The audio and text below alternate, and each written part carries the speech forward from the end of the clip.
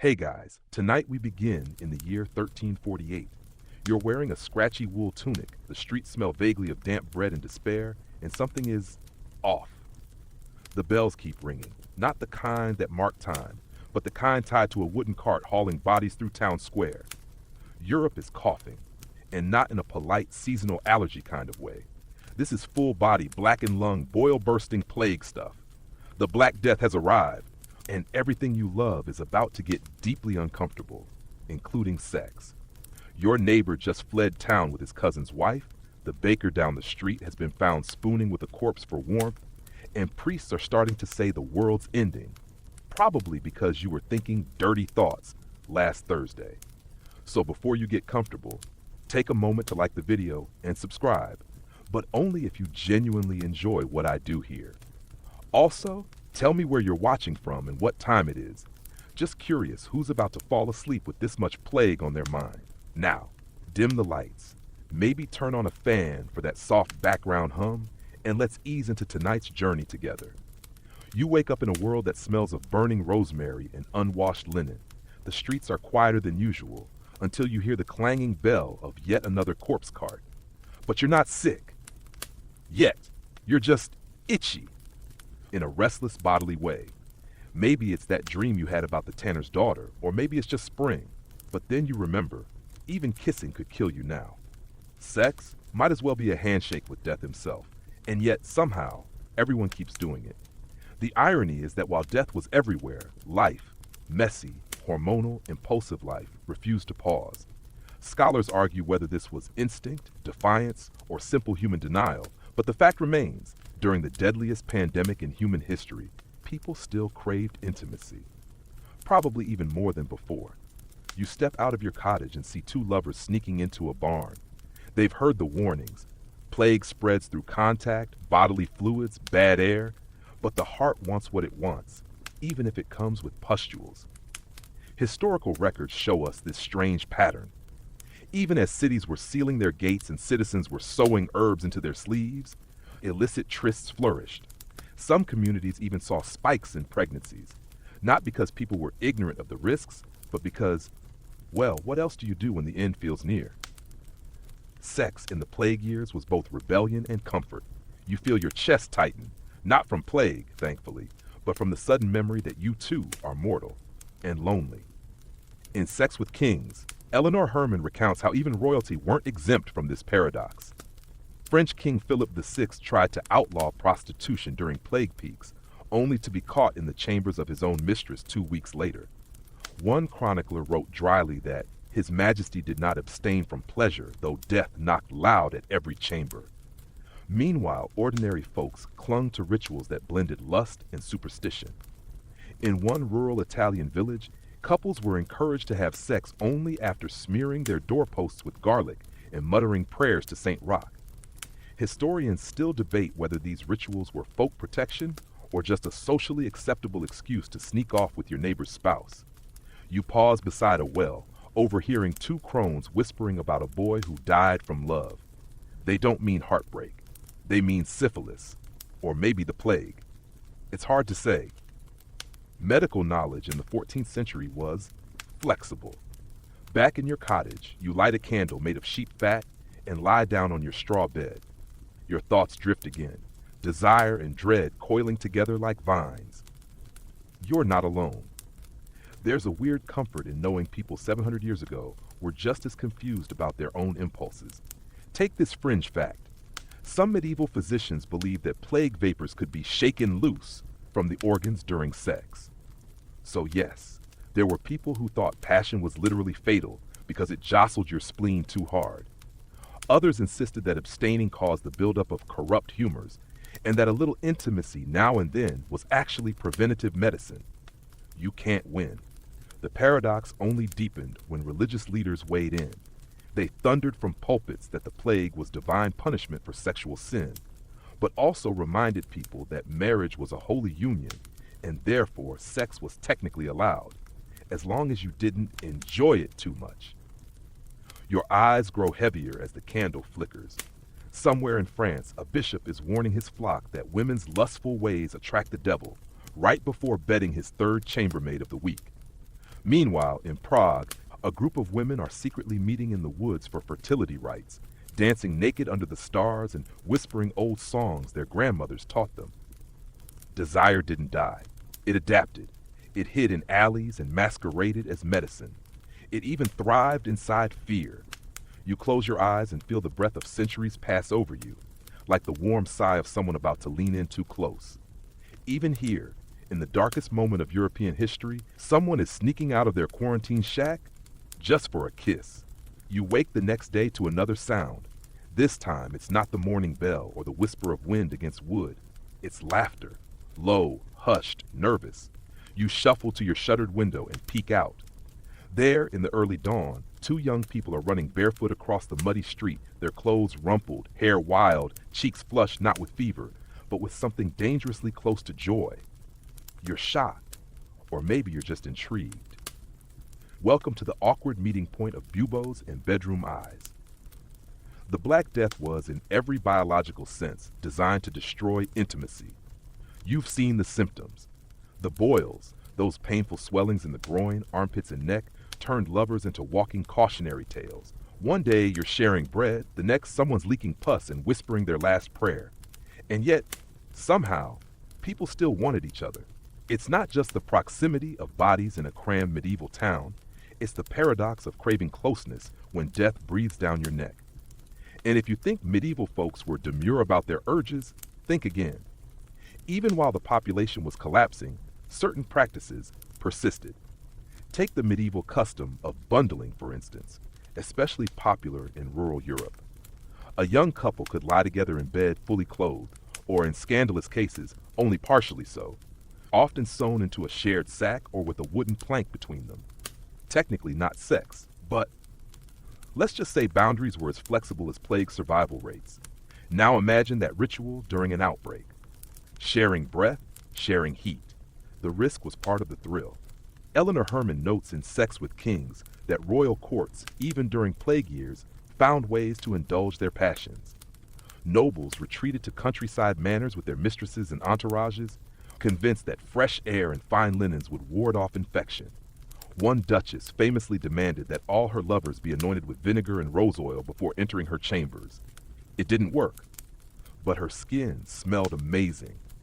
Meanwhile, back in the cramped alleyways of cities, lovers had to be more creative. Some met in abandoned barns, others in the unused upper floors of churches. In a plague-racked town outside Florence, there's record of a man who faked his own death just to sneak into his beloved's quarantine quarters. He climbed through a hay chute, swaddled in waxed cloth. Romantic? Maybe. Risky? Absolutely. He died a week later. Worth it? Historians still argue. Medical texts of the time, like those attributed to the school of Salerno, explicitly warned that sex weakened the body's defenses. They believed intercourse opened the pores, allowing pestilence to flood in. The logic was, the more passionate you were, the more vulnerable your soul became. Which would be funny if it weren't also terrifying. So now imagine you're someone who actually follows that advice. You try to avoid temptation. You chew dried mint, tie lavender to your sleeves, and take cold baths. Still, the dreams come. You wake in the night sweating, not from fever, but from memories. That look someone gave you over a basin of leeks. The way the baker's hands looked dusted in flour. You're only human. Even monks struggled. One particularly juicy bit from Peter Webb's The Erotic Spirit Through History details a monastic confessor in plague-era France who admitted under duress to lustful imaginings during daily prayers. His punishment? Isolation in a stone cell and a diet of wet bread. It lasted 2 weeks. He emerged thinner, still horny, and reportedly tried to flirt with the abbey gardener. That's the thing. The line between fear and desire blurred. The knowledge that anyone could be gone tomorrow made every touch feel like a gamble and a treasure. That old woman with the boiled cider and gossip, she swears the midwife down the road is sleeping with 3 men and hasn't coughed once. Maybe love is an antidote. Or maybe it's just denial, dressed up in candlelight. And then there were the smells. Oh, the smells. You walk through town holding a nosegay to your nose, a handful of herbs tied tight with linen. It helps. Barely. You pass lovers curled into a doorway, shielding themselves from prying eyes and possibly rats. You can't tell if it's sweat or fear that clings to them. Either way, it's intimate. Here's a fringe tidbit. In plague-struck Venice, local officials once banned the sale of oysters, not because of contamination, but because they were thought to be aphrodisiacs. Apparently, the city believed mollusks were making people too bold for their own good. But it wasn't just shellfish. Caraway seeds, honey soaked with thyme, even gooseberry vinegar, all were said to inflame desire. Market stalls sold love roots, tucked in wax paper, sometimes next to garlic and leeches. Whether they worked is beside the point. People were reaching desperately for connection. You return home and pull your thin blanket tighter. Outside, someone is playing a lute, badly. A love song, probably, or a dirge. Hard to tell the difference these days. One local story, possibly exaggerated, as many plague stories are, tells of two lovers who dug a trench between their houses and whispered sweet nothings through it. They touched fingers across the divide, never meeting fully. When the plague finally passed, they married. They also both went deaf from whispering in damp tunnels for 3 months. Romance comes with trade-offs. Your candle burns lower now. You think of how much pressure every kiss must have carried. How the decision to be close to someone became an act of trust, or recklessness, or both. You imagine reaching out, not with fear, but with tenderness. There's something defiant about wanting to be loved when the world is dying. And in the end, that may be what saves some people. Not just their instincts, but their insistence on living fully, even when the odds were stacked against them. You wake up coughing, but it's just the straw in your bedding, probably. The neighbor's goat wandered into your kitchen last night and left a fragrant offering, so you're feeling less like death and more like mild inconvenience. But as the morning stretches into a haze of ash-gray sky and distant bell tolls, one thing becomes obvious. People are still finding ways to chase pleasure, however fleeting. Despite priests warning everyone that your urges might be what caused the plague in the first place. You step outside just in time to see a friar yelling at a group of teenagers kissing behind the bakery. He waves a stick, shouts something about Sodom and pustulant retribution, and then waddles away, muttering. You can't help but laugh, quietly. It's the laugh of someone who knows the world is turned sideways, and everyone's just improvising now. During the height of the Black Death, the church became louder, angrier, and weirdly fixated on sex. It blamed fornication, impure thoughts, and immodest women for drawing God's wrath like moths to a heretical flame. Sermons grew more vivid. Chastity became a survival tactic. One famous bishop in Avignon preached that even thinking about sex during Mass could open your lungs to plague. Not even a kiss was safe. He insisted husbands and wives should sleep apart and pray for dryness of spirit, which sounds deeply unromantic, but also vaguely medical. Historians still argue whether the church's fear-mongering actually changed behavior or just drove it underground. What we do know is that public confessions skyrocketed. People lined up in droves to admit they touched someone's ankle or thought about the carpenter's assistant's arms. Flagellation groups, those processions of half-naked zealots who whipped themselves through town, popped up like spring weeds. And they were everywhere. Northern France, the German Rhineland, even into Poland, where they sang dirges and thumped themselves bloody in the name of purity. You imagine standing at your window, watching them march past in the muddy streets, shirtless, chanting, lashing themselves in perfect rhythm. At first glance, terrifying. On second glance, uncomfortably theatrical. Some women reportedly followed these groups not to repent, but because the display was oddly compelling, like watching a soap opera with fewer clothes and more welts. There's even one recorded incident in what's now Belgium, where a group of flagellants were so charismatic that local women left their families to join them. They were eventually arrested by city officials for disrupting domestic harmony, a very medieval way of saying, please stop stealing the wives. Peter Webb's Erotic Spirit Through History describes this phenomenon as public piety becoming a form of repressed erotic spectacle. In other words, the line between punishment and performance was razor thin, or in this case, whip thin. Back in your town, the local priest has taken to issuing modesty fines. Too much visible ankle? That's 1 coin. Laughing too loud near a tavern? 2 coins. Getting caught kissing under a fig tree? 5 coins and a public apology in church. It doesn't stop anyone. A girl you know, let's call her Maud, has figured out how to beat the system. She kisses boys behind the bell tower, under cover of incense smoke. She's never been caught. She also sells little packets of dried sage and honey to calm urges, which she definitely doesn't grow herself. Capitalism lives. In a nearby village, there's a rumor about a priest who was caught with 3 women and blamed it on possessing demons. He was reassigned to a monastery, where he promptly fell in love with the candlemaker. Romance finds a way.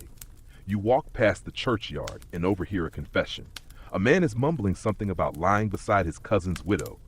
The priest sighs, gives him 2 rosaries, and tells him to avoid dairy for a week. Not exactly a deterrent. Meanwhile, in royal courts, the hypocrisy was even richer. In Sex with Kings, Eleanor Herman shares the story of a Spanish monarch who issued laws forbidding carnal congress outside of marriage during the plague, but maintained 3 mistresses himself, each with their own chamber and personal lute player. That's right. In a time when most people shared one bed with 6 relatives, these women had custom serenades. For health reasons, of course. But for the average citizen, these warnings created paranoia. People began watching each other suspiciously. A mother might forbid her daughter from fetching water if a handsome young merchant was standing by the well. Widows were warned not to smile too much in public. Smiling, apparently, was a gateway sin. One fringe tidbit, there's record of a Flemish town that briefly outlawed perfumes and hair combs, claiming they incited impure thoughts. Hair combs. Which makes you wonder, what was going on with the comb industry back then? And let's not forget the artwork. Even as churches cracked down on sin, painters and poets exploded with imagery mixing death and desire. Skeletons dancing with maidens. Lovers curled together under a sky full of black birds. The danse macabre became a visual shorthand for this blend of fear and passion. You think of how strange it must have been to love someone with your whole heart, knowing they could be gone by next week. How even a glance could carry unbearable weight. How sometimes you kissed someone not in spite of the danger, but because of it. As night falls, you return to your bed. You tuck yourself in, not quite ready to sleep, and wonder what kind of dreams those flagellants had, and whether they woke up afraid or smiling. The next day dawns thick and damp. There's a weird kind of fog, part mist, part chimney smoke, part the vague scent of dying apples, and something medicinal. Maybe someone's burning sage again, or rat. You drag yourself out of bed and wander into the street, only to nearly collide with a procession. But this isn't a funeral. It's loud, rhythmic, oddly theatrical. At the front, a group of robed men beat their backs with braided cords. Behind them, barefoot women chant in unison, faces lifted toward the sky. Welcome to the latest installment of medieval spiritual drama. The Flagellant Tour has come to town. You'd think it was about repentance, and on the surface, yes. These were bands of zealots who roamed from town to town during plague years, publicly whipping themselves to atone for the world's sins. They believed that if they suffered enough, God might turn his gaze away from earth's filthiness and stop the disease. But it wasn't just about punishment. Not really. Historians still argue whether the flagellant movement was more spiritual hysteria or an early form of fringe performance art with a healthy side of repression. Because, and this might not surprise you, these rituals, though meant to inspire fear and penance, ended up doing something else entirely, making sex look like sin's twin sister. The air is thick with incense. The rhythm of lashes against skin is hypnotic. Some of these people haven't bathed in weeks, but somehow their fervor makes them interesting. You're not the only one thinking it. That woman near the bakery, she's blushing. That merchant by the barrel, definitely leaning in. In fact, some cities started banning flagellant processions altogether. Not because they were too graphic, but because they were attracting crowds for the wrong reasons. It's hard to sell moral panic when half the spectators are secretly into it. And then there were the songs. The flagellants had their own hymns, monotonous chants that looped over and over. The lyrics were about blood and cleansing, but the melodies, surprisingly catchy, like medieval emo pop. You find yourself humming one without realizing. In Peter Webb's Erotic Spirit Through History, he describes a strange subculture within these movements, women who followed the processions not to repent, but because they were moved by the power of pious bodies in motion. You might roll your eyes, but who among us hasn't felt feelings during a live concert? And of course, the church didn't love this. Clergy across Europe started condemning the flagellants not for heresy, but for stirring immodest thoughts among the public. One bishop in Cologne even accused them of encouraging fornication through excessive spiritual enthusiasm, which might be the most medieval way ever to say they're too sexy when they're shouting Latin. Elsewhere, self-denial turned into street theater. In Prague, a group of barefoot monks reenacted the cleansing of the city by slowly marching through the town square, dragging weighted wooden crosses and stopping at doorways to shout prayers.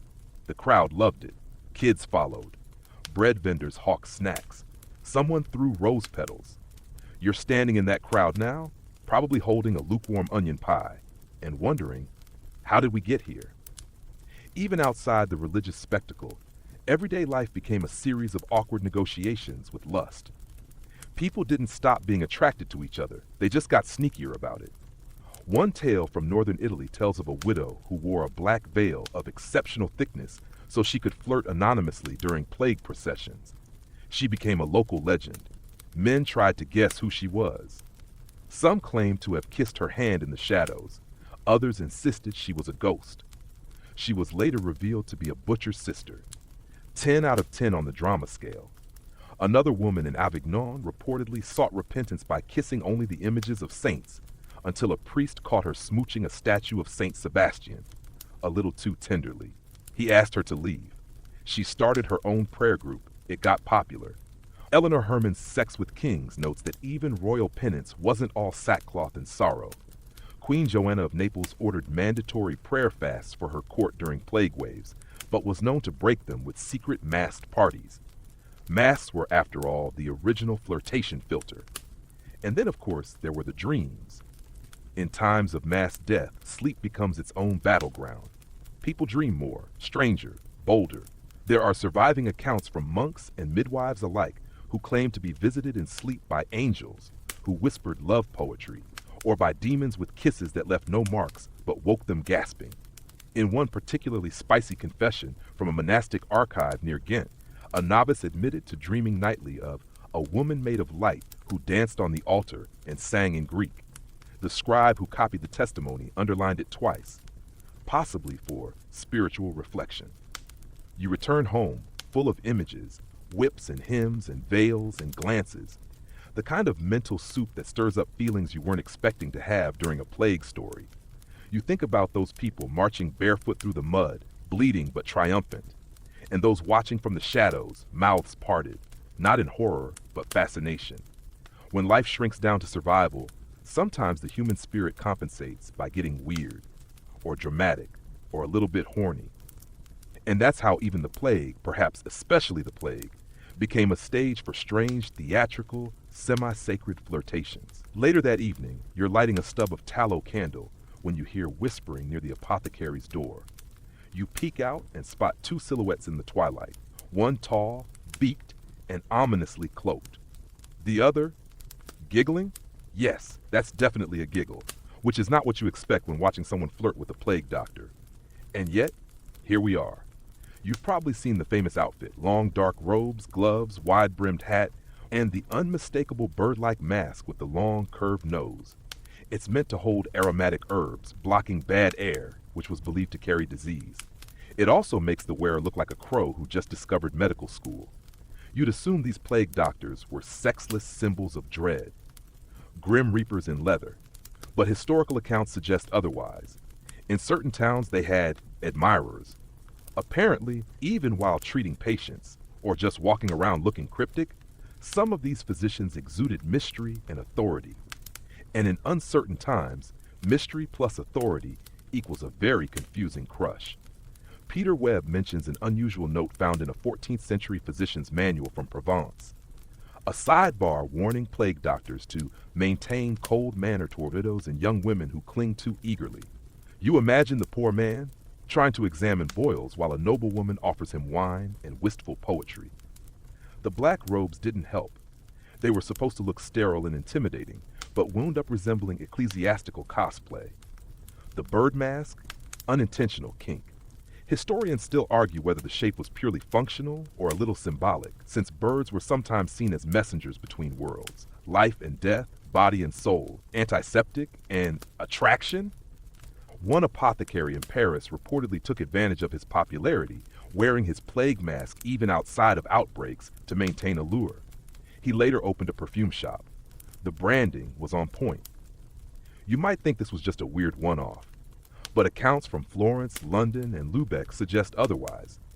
Some women claim to feel safer near plague doctors, not because of their medical skill, which was mostly guesswork, but because they looked untouchable, remote. Like if death were a boyfriend who also knew Latin. And here's a fun fringe fact. Some wealthy families hired plague doctors to pose as household guests, not to treat illness, but to ward off evil by sheer presence. It's unclear how effective that was, but a doctor in your parlor did discourage the neighbors from borrowing sugar. Meanwhile, not all plague professionals were chaste observers. Eleanor Herman writes of one Venetian doctor who began a torrid affair with a merchant's widow while treating her sons. She recovered from heartbreak, fell ill, recovered again, and left him her entire soap business in her will. Clean hands, warm heart. You're still thinking about that as you walk past the local infirmary. You catch sight of a robed figure leaning close to a patient, murmuring something through his mask. Tender? Clinical? Who knows? Everything's ambiguous now. And that ambiguity extended beyond doctors. Anyone in uniform, whether religious or medical, started to attract a certain interest. There's something about a crisis that makes people desperate for confidence, certainty, even if it's illusory. And a beak mask is nothing if not decisive fashion. You overhear two women chatting at the market. One sighs and says he smelled like rosemary and licorice. I knew it was wrong. The other nods solemnly and replies, "But did you die?" They both laugh.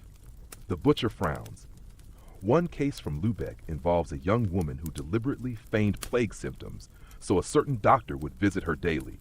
She maintained the ruse for a week, applying elderberry paste to fake the rash. When she finally confessed, he was so charmed that they courted for a year. Their wedding cake reportedly included a small sugar crow. On brand. Of course, not everyone was so lucky. There were rumors of opportunists, self-declared doctors in stolen robes, seducing lonely patients with promises of cures and potions. Some were caught, some vanished. Trust was currency, and some people forged it. Even the mask itself had side effects. One diary from the time describes a young man trying on his cousin's plague costume to see what attention he could gather. The result? 3 invitations to supper and 1 indecent proposal from a widow with 6 goats.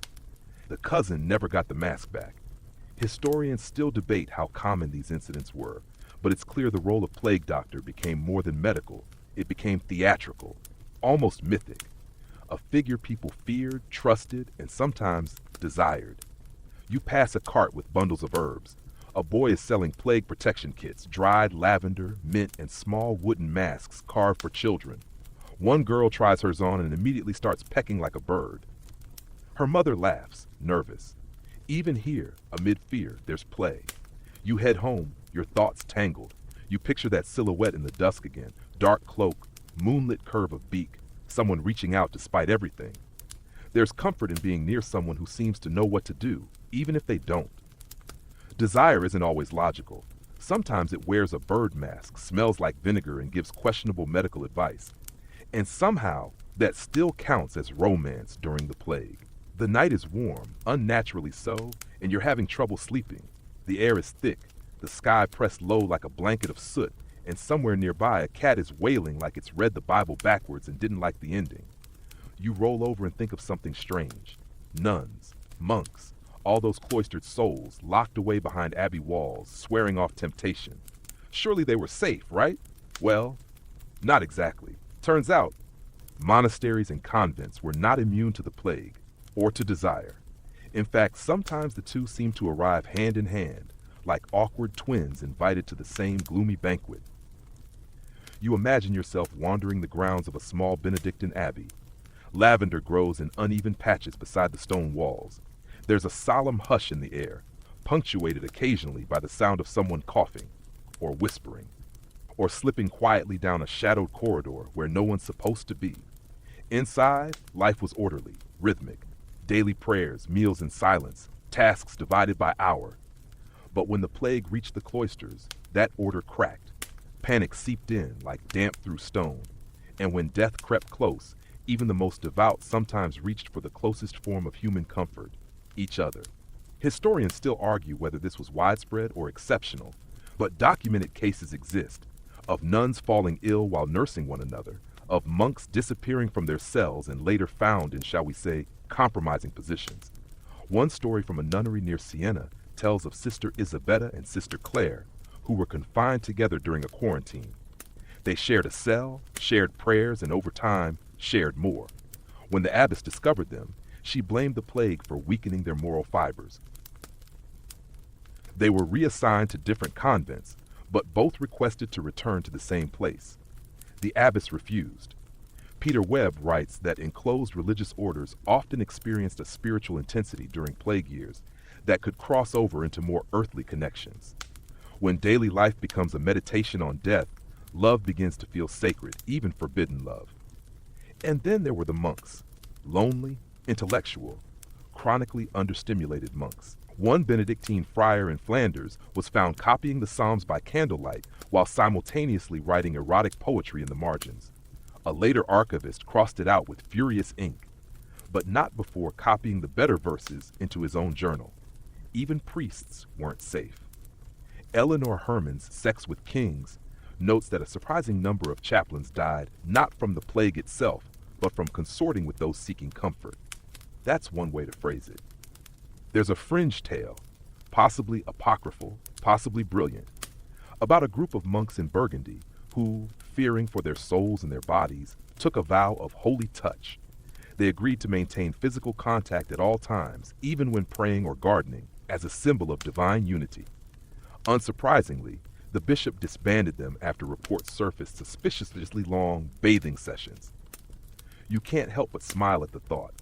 All these people who'd sworn off the world, suddenly faced with mortality and remembering that they too have hearts and pulses. In some places, the rules bent to accommodate reality.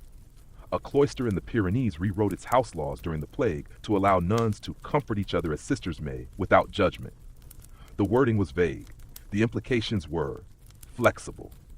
Meanwhile, outside the walls, people were talking. One tavern gossip claimed that monks from the local abbey were sneaking into town dressed as herbalists to attend nighttime gatherings. A widow allegedly recognized one by his shoes, high-quality leather, custom made by a silent order in Tours. Medieval CSI. Back at your imagined abbey, you hear a door close gently. A pair of footsteps shuffle past your cell. Maybe it's just the groundskeeper. Maybe it's not. You roll over, eyes heavy, thoughts flickering like candlelight. Because the truth is, when you spend your days praying for the world to stop dying, sometimes you want to be reminded that you're still alive. And yes, sometimes those reminders come in the form of scripture. Other times, in the quiet brushing of fingers during evening vespers. One anonymous confession from a monastery in Bohemia described a deep hunger, not of the flesh, but of the soul, which found satisfaction in the closeness of another's breath. Poetic. And possibly code for "we kissed behind the chapel," but it wasn't all romance. Fear and guilt followed these moments like shadows. One nun, racked by what she called a demon of affection, begged to be sealed in solitary confinement to protect others from my wayward heart. The abbess allowed it. She remained there for 24 years, emerging just once to request a new quill. Still, even in isolation, love found cracks in the stone. Letters passed between abbeys. Secret tokens, a pressed flower, a ribbon, a bit of wax carved into a heart, made their way through trusted hands. And when the plague passed and some of those doors reopened, there were whispered reunions in cloisters and gardens, fleeting touches before the world remembered its rules again. You're drifting now, the lines between sacred and sensual softening like the edges of sleep.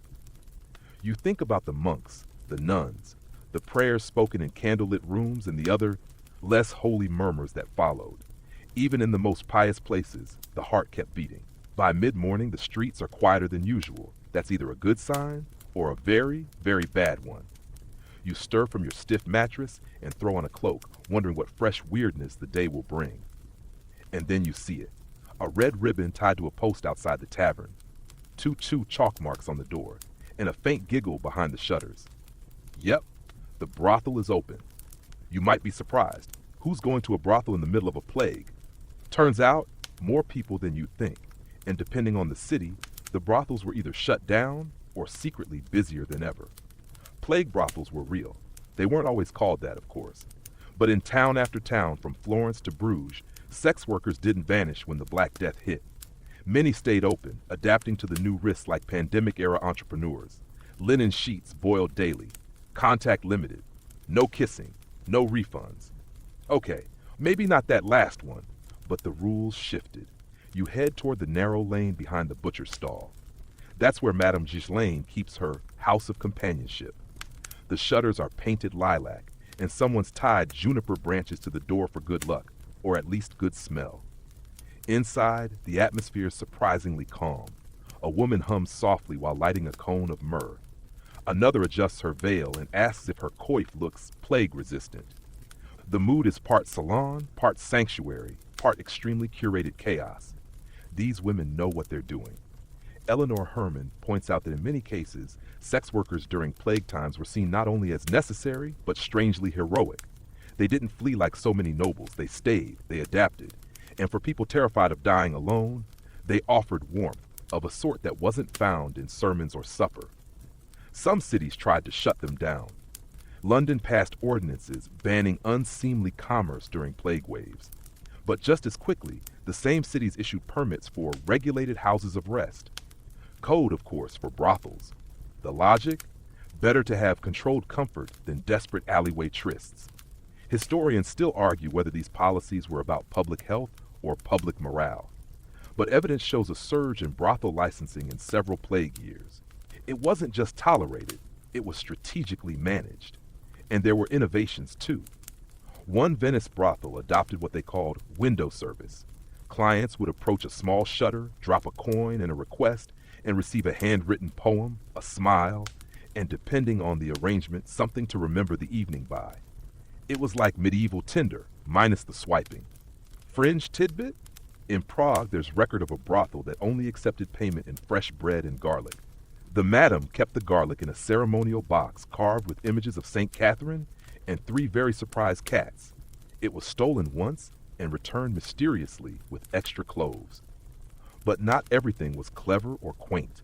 In overcrowded cities, sex workers were often the first to get sick and the last to be treated. Many were blamed for the spread of disease, despite also being among the few still offering care. One journal mentions a woman named Leah who tended to 5 dying clients, buried them herself, and was still fined for conduct unbecoming to her station. Conduct, in this case, meaning compassion. You walk past a bathhouse. Steam billows from the windows. A woman steps out, drying her arms with a strip of linen. She nods politely. Her eyes are tired. Plague brothels had to enforce their own rules, often more strictly than the town itself. No drunks, no open wounds, no lingering after. Some hired guards, some carried their own herbs. Cloves in pouches, dried rue sewn into skirts. A few practiced forms of quarantine, cycling days off between workers. The plague taught them early lessons in infection control, without any help from the doctors who wouldn't treat them. One poem from the time reads, "She wore no crown but rosemary, and took no name but friend. Her hands were clean, her breath was sweet, and she stayed till the very end."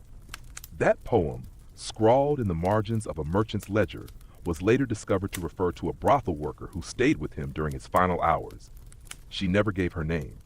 He left her his ring. Peter Webb writes that sexuality during plague years often became transactional in appearance, but deeply emotional underneath. It wasn't just about the act. It was about being seen, being held, being remembered when so many were vanishing. There's even one documented case in Avignon of a plague widow who became a courtesan, not for survival, but to keep from being alone. "I will give what I can, so I may not pass in silence," she reportedly said. Back in your town, Madame Ghislaine adjusts the ribbon on her door. A priest walks past, pretending not to see her. She smiles politely. He blushes and hurries on. You notice that the herbs above her door are fresh. The candle in her window is still burning. And as strange as it is, this place, the brothel, is one of the few that still feels alive. You head home, thoughts swirling. In a time when intimacy could kill, these women made it something else. A balm, a ritual, a choice. Maybe that's what makes it so powerful. Not the act itself, but the courage to keep offering warmth even when the world turns cold. It's evening again, and the town is humming.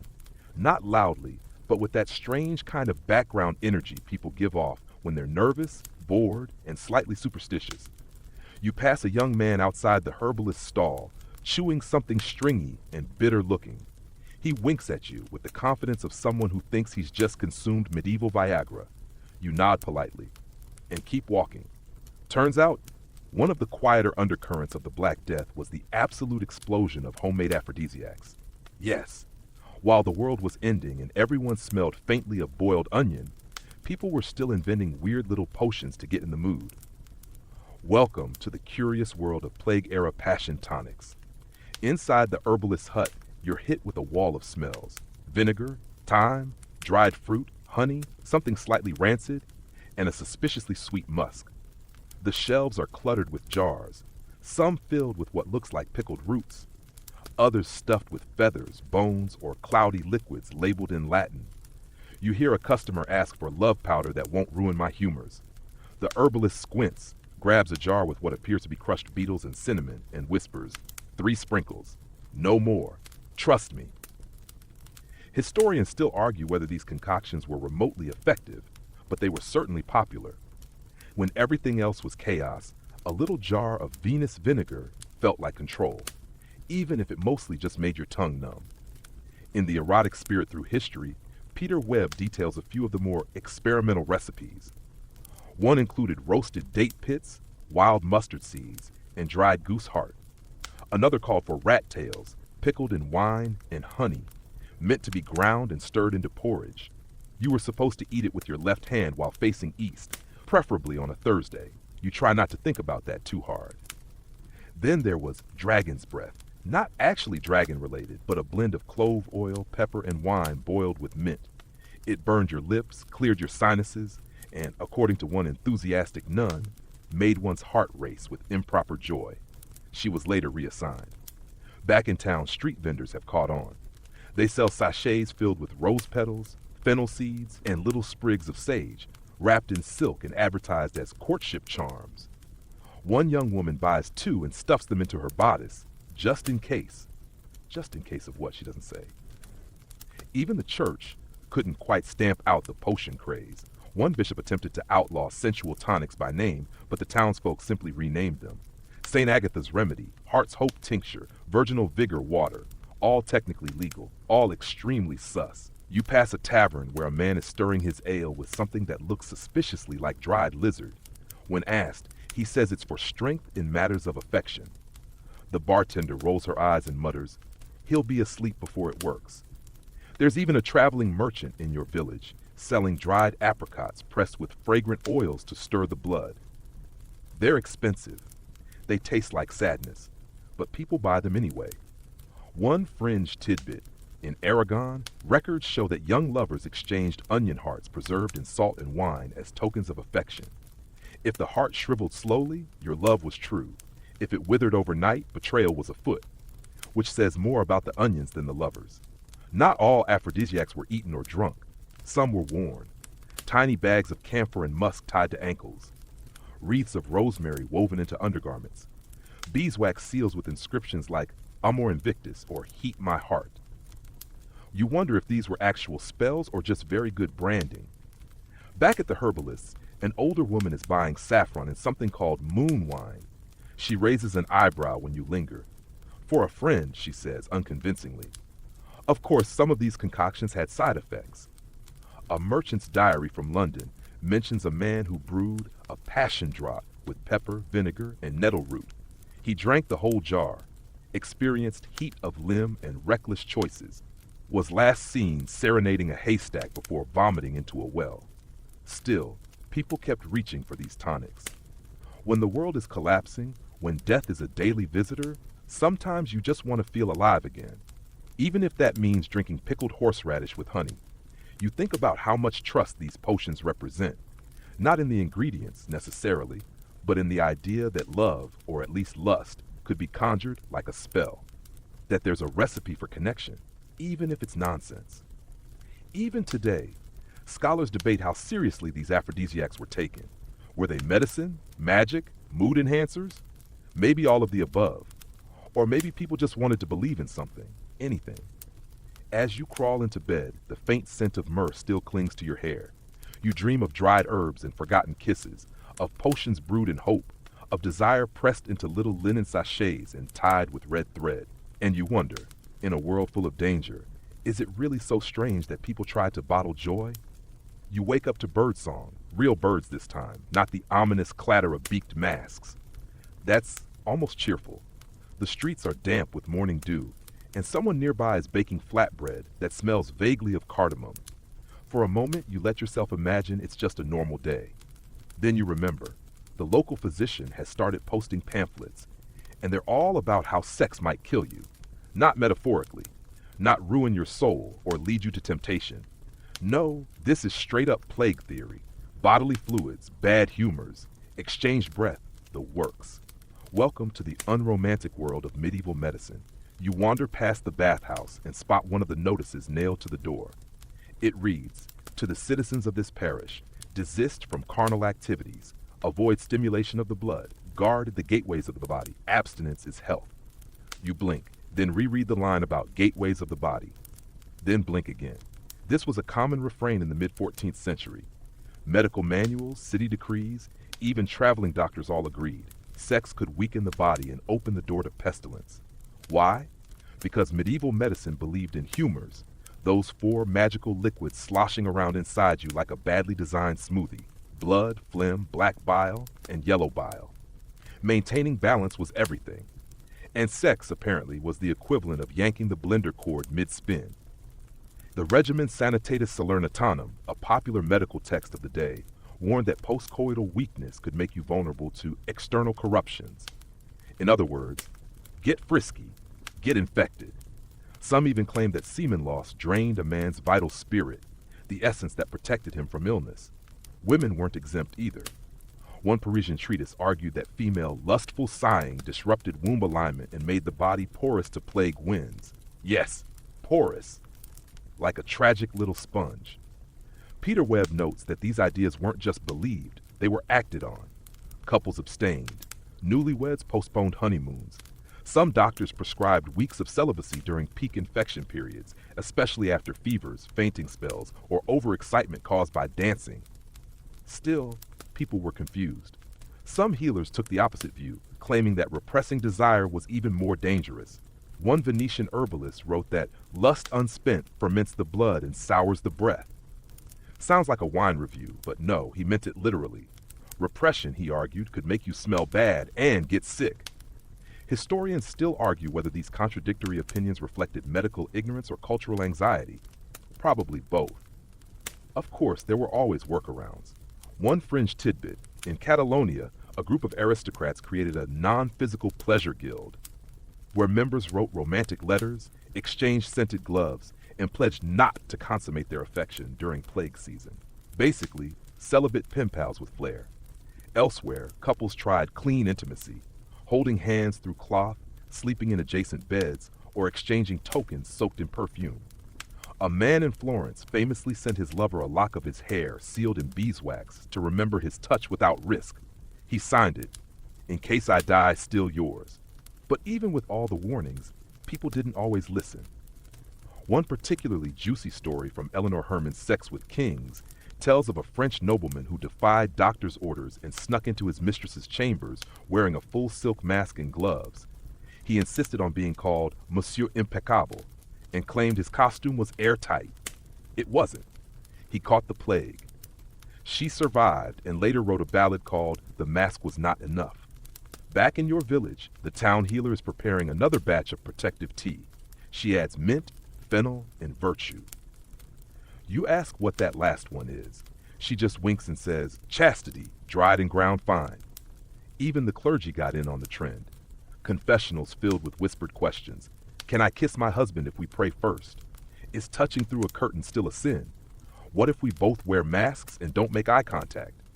Priests scrambled for answers. Some leaned conservative. All intimacy must stop until the plague lifts. Others, perhaps softened by their own loneliness, offered compromise. You may embrace with moderation, whatever that means.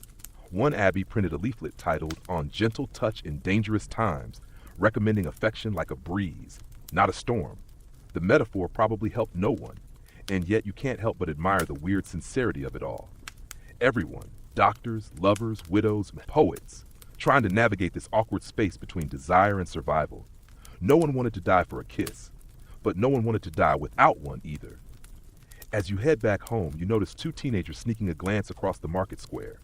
No touching, just that long, weighted stare. Even from a distance, it pulses with meaning. A bell tolls. A cart rolls by carrying herbs and jars and someone's abandoned loot. And you wonder, if love was dangerous and sex even more so, how many people risked it anyway? How many rolled the dice believing just once, just this time, might be worth it? You don't realize how loud the silence is until you try to hear something else. The streets are hushed today, not from curfew or death carts, but from a general vibe of anxious waiting. It's quarantine season. You glance around and notice a few houses marked with red paint, a couple of doors tied shut with rope, and that one odd guy who's built a sort of romantic fort out of firewood and religious icons. He waves from his window. You wave back reluctantly. Quarantine has made people strange, and for some, strangely romantic. This is the era of long-distance lust, medieval style. When cities locked down neighborhoods or even whole districts, couples were often separated with no way to see each other. No travel, no sneaking out after dark, no tender meetings behind the tavern. But where there's longing, there's invention. People found ways to connect. Some practical, some poetic, some questionable. You're walking past a shuttered house when a scroll of parchment lands at your feet. It's tied with a string and smells faintly of rosemary. Someone shouts from a nearby window, "Pass that to Sabine." You nod and shuffle off, now an unwilling participant in what is clearly an underground romance delivery network.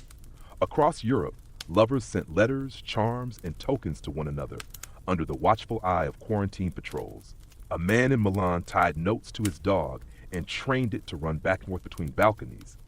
The dog was later declared a public health threat, but not before they were delivering at least 3 declarations of love and one very awkward request involving lentils. In some places, lovers shouted poetry across the rooftops, less romantic in practice than in theory. One chronicler in Avignon complained that rhyming suitors disturbed the sleep of plague victims with excessive sighing and poor meter. You imagine living in that town, trying to nap while someone shouts couplets about longing in wet windows. Still, you can't deny the effort. One fringe tidbit: in the port city of Ragusa, a couple separated by a wall of barrels used carrier pigeons, except they didn't trust the pigeons with actual letters. Instead, they tied tokens to their feet: a bead, a flower, a broken comb. Each had a secret meaning, romantic Morse code. Historians still argue how widespread these long-distance courtships were. Some insist they were rare and mostly elite. Others claim they were more common than we realize, especially among those trapped in quarantine with nothing but time and feelings. Peter Webb describes a merchant's daughter in Bruges who kept a desire diary during lockdown. Each day, she wrote one line to her absent fiancé. Some entries were sweet. "He smiles like wheat smells." Others, slightly more cryptic. "Today I remembered his shoulder. It was loud." After the plague passed, they married. She gave him the journal. He reportedly wept and then tripped over a duck, which slightly ruined the moment. But letters weren't the only form of long-distance intimacy. Some couples turned to shared rituals, lighting candles at the same time each night, singing the same hymn from opposite sides of the city, eating the same meal separately, and imagining each other's faces. A kind of synchronized surviving. One pamphlet from Florence suggests mutual bathing from afar, in which lovers were to wash themselves at the same hour while thinking pure, affectionate thoughts. Whether this was a spiritual exercise or 14th century version of phone sex is up for debate. Probably both. Meanwhile, the creative ones got sneakier. A tailor's apprentice in Ghent reportedly built a hollowed-out flute that concealed tiny love notes. He played the flute near his lover's house. She'd sneak out after dark, retrieve the notes, and leave hers inside for him to collect. They were eventually caught, but not before writing an entire operetta. Others relied on touch from a distance. Gloves soaked in perfume, scarves that had been worn, kissed, and mailed, handkerchiefs embroidered with initials, folded just so. One widow sent her suitor a loaf of bread with a secret message baked inside. Unfortunately, he ate it before finding the note. True story. Even public fountains became romance hubs. Lovers would leave tokens on certain steps: a pebble for yes, a twig for no, a feather for meet me behind the grain store at midnight. Like Tinder, but with fewer swipes and more poultry. Eleanor Herman notes that royal mistresses confined to country estates often wrote steamy poetry to their quarantined kings. One letter from a French noblewoman to her lover includes the line, "If I must die unkissed, let it be from memory and not from absence." She enclosed a pair of silk garters. No word on how he responded.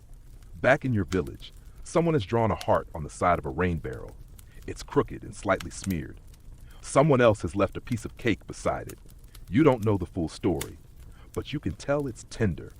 You return home and light a candle, not for anyone in particular, but maybe for someone who once stood in the dark, thinking of someone else doing the same. In a time of distance, love found a way to whisper. This morning, the town square is unusually quiet, not because everyone's dead, thankfully, but because a traveling friar has arrived and he's preaching about virginity, loudly. You lean against a rain barrel, trying to act casual as he shouts about the holy shield of chastity, the armor of restraint, and how the pure shall be spared the boils of judgment. The man has range. Across the square, 3 teenage girls giggle behind a fence. They're each wearing a sprig of rosemary pinned to their bodices. Not because it's fashionable, but because rumor has it that if you stay pure in body and smell, you'll be spared the plague. Welcome to the rebirth of virginity culture, Plague Edition. In a strange twist of social logic, as the world fell apart, celibacy suddenly got hot. The church leaned hard into this, not just for priests and monks, but for everyone. Priests preached that staying celibate was not only a virtue, but a survival strategy. Virginity was reframed as holy PPE. Think less sexy siren, more sacred shield. You hear a merchant mumble that the friar's not wrong. His cousin Jerome caught the plague 3 days after his wedding night. Correlation isn't causation, but you try telling that to a superstitious uncle in 1349. Historians still debate whether this was a moral panic or a public health campaign in disguise. But whatever it was, it worked. Celibacy rates, at least claimed ones, went up. Betrothals were delayed. Some couples took vows of temporary chastity, agreeing not to consummate their unions until the plague had passed or the sky stopped looking ominous. One young bride in Bruges famously refused to kiss her new husband until he survived 40 nights without boils. She even made him sleep in the barn, just to be safe. They eventually had 6 children. 2 were named Hope and Patience. Peter Webb notes that entire communities began rewarding virgin behavior. In one small Italian town, young women who pledged abstinence received special wooden tokens, hearts carved with doves, that allowed them to bypass certain plague restrictions. Market line too long? Flash your dove. Celibacy had perks. Fringe tidbit. In a Bavarian village, unmarried women started wearing blue ribbons around their sleeves. Not just for style, but as public proof of purity. Men did it too, although a few were caught bribing ribbon makers to make their knots extra wide, suggesting extra chastity. Not how that works, Hans. The idea wasn't just spiritual, it had medical backing. Sort of. Doctors argued that sexual activity unbalanced the vital humors, weakened the immune system, and in men, invited the vapors inward. Nobody knew what that meant, but it sounded dangerous. One medical pamphlet warned, "Let the youth restrain his fire, for the warmth of desire is but tinder for the pestilence." Not quite poetry, but you get the gist. Of course, people being people, this sparked some backlash. Not everyone wanted to become a plague-era nun. Satirical songs emerged, some poking fun at celibate neighbors, others mocking the friars who preached chastity and then mysteriously disappeared around sunset. One tavern ditty went, "He preaches cold loins from the steeple above, but warms his hands on the baker girl's glove." Eleanor Herman writes of a noblewoman who hosted virgin salons, where women would gather to read saintly biographies and wear face veils soaked in rosewater. One guest described the atmosphere as half devotion, half extreme boredom. After the third gathering, the hostess eloped with her fencing tutor. The salons were discontinued. You overhear an older woman muttering, "In my day, you didn't need a plague to say no." She's making rose petal syrup for her joints. Or maybe for her gentleman caller. Hard to say. Meanwhile, in the city records, a few laws start to appear. Some towns issued fines for lewd encouragement during plague, basically flirting. Others went as far as establishing quiet zones, where unmarried individuals were expected to avoid conversation in public spaces. These rules were hard to enforce and often ignored. Still, you begin to notice the signs. More locked doors, more subtle glances, more love declared with words, not touch. People wrote poems, scratched initials into wooden beams, pressed their hands to the same stone at the same hour each day. The plague forced a kind of medieval emotional long game. One couple in Lubeck reportedly communicated by mirror. Each had a small polished shard. At sundown, they'd angle it just so to catch the last rays of sun and signal across the rooftops. Their neighbors thought it was witchcraft. It was just courtship by light reflection. You walk past a window and catch sight of a young man kneeling, not in prayer, but carving something into the sill. You see the letters M and A, maybe a name, maybe a vow. Chastity in the plague wasn't always pure. Sometimes it was performative, sometimes it was practical, and sometimes it was just what people did because they were too afraid to do anything else. But beneath the ribbons and rules, you can still feel the tension, desire humming low and slow, like a fire banked under ashes. Waiting, because even if no one's kissing, everyone's thinking about it. The wind's picking up today, one of those dry, whispery breezes that makes the leaves rattle like parchment and the gossip spread twice as fast. You're headed toward the chapel, but halfway there, you pause at the town square bulletin board. Someone's posted a new pamphlet. To remain chaste is to live. You roll your eyes. Again? But as you scan the crowd, you notice something else. People wearing white cords around their necks, little wooden hearts pinned to their tunics, and soft murmurs of something new. The virgin cult is back. Welcome to the brief but fervent return of sacred celibacy as a full-on cultural obsession. The idea had always lingered in medieval theology, virginity as purity, holiness, closeness to God, but the Black Death gave it teeth. Suddenly, being chaste wasn't just morally admirable, it was being sold as armor against disease. The logic went like this: if plague was a punishment for carnal sin, then surely the purest among you would be spared. This wasn't just a church campaign, it became a whole aesthetic. You pass a group of girls walking in procession, singing soft hymns about lilies and snow and silence. One clutches a palm frond, another wears a crown of woven straw studded with lavender sprigs. It's oddly beautiful, a little eerie, and like many things in plague times, deeply performative. Peter Webb describes how entire communities, especially in regions like Bohemia and southern Germany, began to revere the ideal virgin as a literal plague deterrent. Not only were young women expected to be chaste, but their very presence was considered medicinal. Families would send their daughters to walk through town, praying aloud, hoping their untouched spirits might cool the fevered air. Historians still argue whether this was sincere faith or a symbolic placebo. Either way, it happened. Fringe tidbit? In one rural French village, residents created virgin pathways, narrow, herb-lined trails only allowed to be walked by women who hadn't known a man. These paths were believed to repel rats and cleanse the earth. They were also wildly unpopular among non-virgins, who started their own competing routes and called them wiser ways. But the virgin cult didn't stop at parades and paths. People began collecting holy relics said to belong to saints who died untouched. One merchant made a fortune selling St. Lucius sandal dust and vials of blessed linen never once used in sin. Unsurprisingly, demand exceeded supply. A few of these relics were later tested and found to contain dried turnips. Capitalism survives all. Inside the chapel, the air is cool. Candles flicker in rows. A sermon is underway. The priest is young, too young to remember the last outbreak, but he speaks with practiced gravitas. He tells the congregation that the untouched shall rise with clarity, that desire invites the devil through the skin, and that each kiss lays a brick on the road to fever. You glance around. Most people are nodding.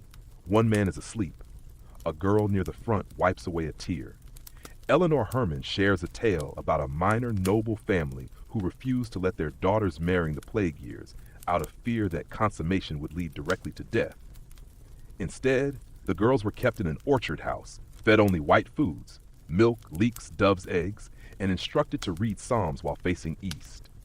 They emerged pale, deeply confused, and one of them immediately ran off with a lute player.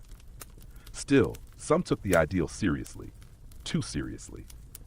One convent in the Swiss Alps admitted a record number of new nuns during the plague, many of whom confessed they were not drawn by faith, but by fear.